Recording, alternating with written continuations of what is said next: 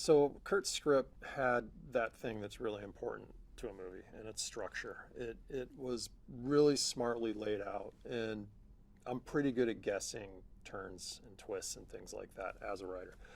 But what Kurt did in his writing is he got ahead of me, and if he can get ahead of me, I know he can get ahead. I know we can get ahead of the audience, and also he has a great sense of fun. The script had this great sense of fun, this great cast of these very dynamic, very kind of interesting characters.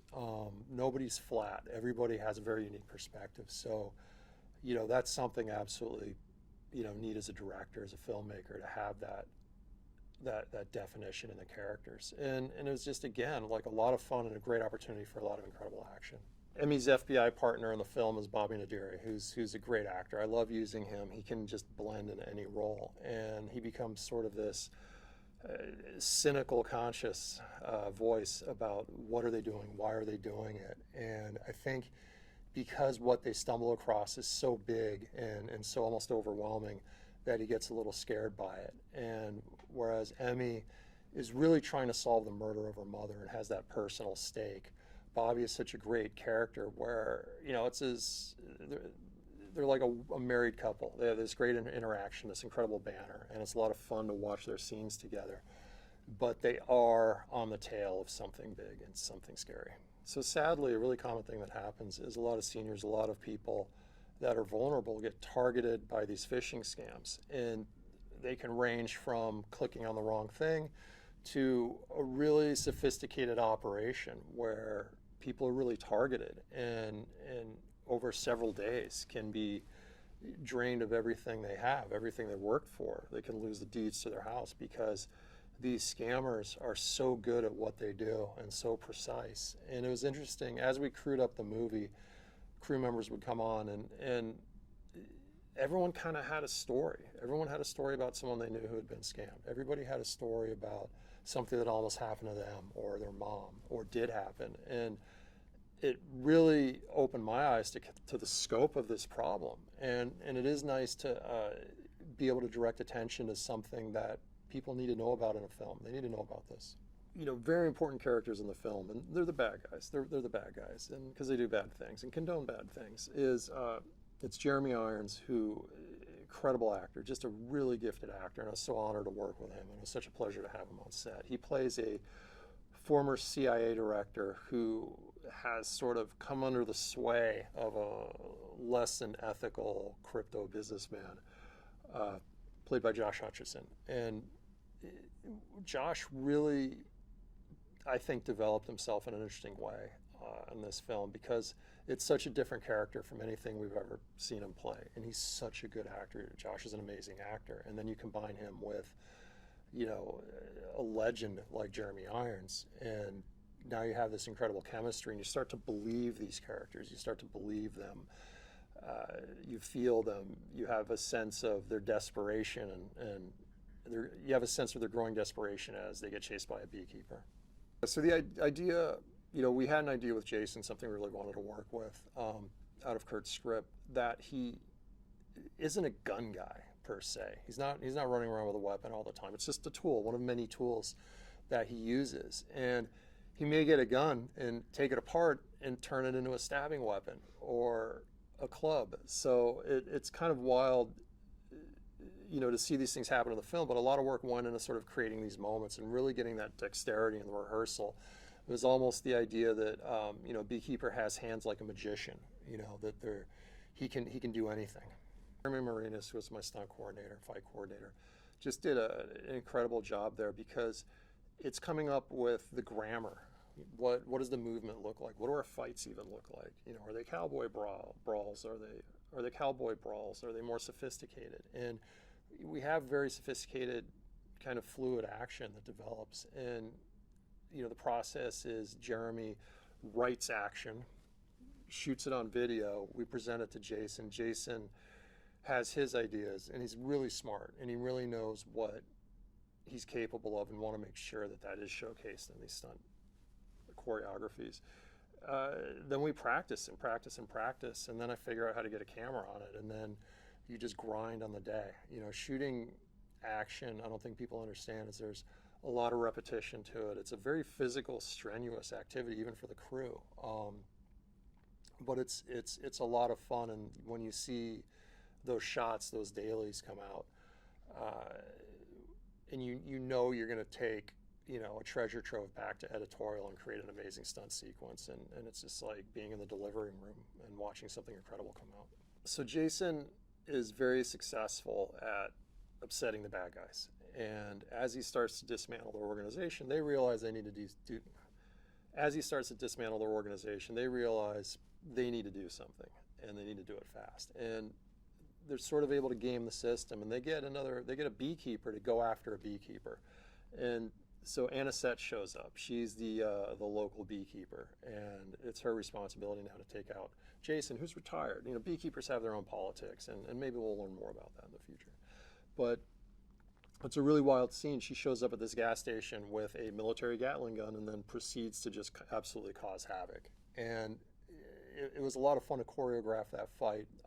There's several rope pulls and special stunts we did, but it's just a lot of fun. It's a good popcorn moment. It's a great fight sequence. There's a lot of action. There's a lot of stuff happening, and just to keep it exciting, we blew the place up at the end too, which was, I think, our last shot of the night, which is generally what you want to do when you blow up your set. And that gave us a nice fireball about 5 a.m. before the sun came up, and we went home. That was a tough day. Really look at the film, the main driver of all the craziness happening is really Josh Hutcherson, who is this out-of-control kid, privileged, comes from wealth, comes from the Silicon Valley crypto culture, probably was a Burning Man, and he is absolutely desperate and has no boundaries. And part of the fun of this, watching this film, you never know what Josh Hutcherson is going to do next. You never know what outrageous things he's going to say. You never know how he's going to manipulate the people around him to solve his own problems. And poor Jeremy Irons, has to try and keep this guy safe. His job there is he's really head of security for someone who seems hell-bent on self-destruction. It's a good dynamic. There's nothing more thrilling for me as a director to have an incredible actor come on set. And this was a great opportunity to work with Minnie Driver. And she has a small but incredibly important role in the film. And I find that, when you cast powerful people, when you cast government officials, it's important to cast an actor who feels like they have the gravitas and horsepower to really be that person in real life. And Minnie absolutely, she plays the head of the CIA. I'm gonna give it away here. And I buy her in that role 100%. And what she says tells us a lot about the beekeepers, that maybe there's more going on between the government and the beekeepers than we know, and that we probably shouldn't mess with the beekeepers. But Jason has an interesting background. He was a bit of a street hustler in North London at one point. You got to survive, right? So he understands the world, let's say. And he was a Muay Thai fighter, a kickboxer, gifted kickboxer, and a diver. He's a very athletic guy. He's kind of done it all. And the thing with Jason, he has this incredible physicality, which you just don't see in a lot of actors. It's not a common thing to have a true movie star who is also a gifted fighter. In the real world, he can go in a boxing gym and hold his own. And so he understands fighting in a very experienced way, but just it's truly an honor to work with him because he has such an instinctual understanding of what's going to look good on that screen.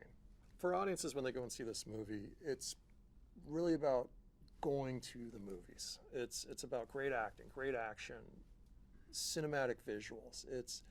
It's about intricate characters that bounce off each other in fun ways. It's about being thrilled. It's about being scared for the hero and not being sure if he's going to make it, and then he makes it. So I wanted to create a Jason Statham movie where he takes us on not just an action journey, but an emotional journey. I wanted this to be like the action movies I grew up on, that when you watch them, there's something really satisfying about how they resolve. You feel like you've watched a movie when those lights come on at the end. I think the idea behind a beekeeper skill set, is they don't need to run around loaded up with guns, like a soldier would. A beekeeper is going to use the environment. A beekeeper is going to sort of sneak in, cause damage, and get away before you know what happened. A beekeeper can sneak in, cause damage, and get away before you know what happened. And maybe they'll use a wine bottle. They're going to use anything available in the environment to take out the bad guy and get the mission done. If they need a gun for the task, absolutely. If they got to blow stuff up, they're going to do that. I think a beekeeper is a virtuoso of violence. I went and made this movie, I realized how little I knew about bees, and they're pretty fascinating. They how they operate, how they're regimented, different kinds of bees, workers, drones, queens. There's bees with specific functions, and in a sense there are warrior bees that'll go out and fight when there's a threat to the hive. And so a beekeeper understands all of these things. A beekeeper knows how to change the queen if there's a problem with the queen in a hive and preserve the hive. A beekeeper knows how to move a hive. A beekeeper knows how to handle the hive. So it's interesting because I read something that the bees aren't necessarily conscious of a beekeeper when a beekeeper shows up. They don't see the beekeeper. So the beekeeper is almost like this force of nature, this invisible force of organization that is shaping the reality of the bees, and the bees aren't aware of that. And it's such a great idea to play with, the idea of governments and who fixes things and who has a vision for society and how to help people. So the idea of the beekeepers is that they're really outside of the government, and trust me, if the government could control them and get in there, they absolutely would. And so a lot of thought went into what would that look like in the real world, and how would it be dealt with? And if you're a government official, what would that look like in the real world, and how would that be dealt with? And if you're a government official, how do you react to this organization that's running around doing things that you have no control over? And the obvious answer is, well, you keep it all secret and you pretend it doesn't exist. So this is the first time I worked with Jason, and it's you know instantly on set how that's going to unfold the first day. And I'm watching him, and you have all the meetings, you rehearse and all the discussions, and you do all the choreo rehearsals, and so we went to set with a great relationship. But until you meet the actor on set, you haven't met the actor. And it was honestly shocking, because he knew the angles, he knows the lenses, he knows the lights, he knows these intricate ways to move, body positioning, how to hold his face, and you can't teach that. That's something movie stars have. And you look at old movies, and I study old movies, and there's a stillness and a presence and just this sophisticated understanding of how cameras work. And when you work with an actor who has that, it's an absolute pleasure, because at that point you're capturing magic. Thanks for watching. Make sure to like and comment on the video if you enjoyed it. Subscribe to the channel and hit the notification bell to be notified when new videos are released.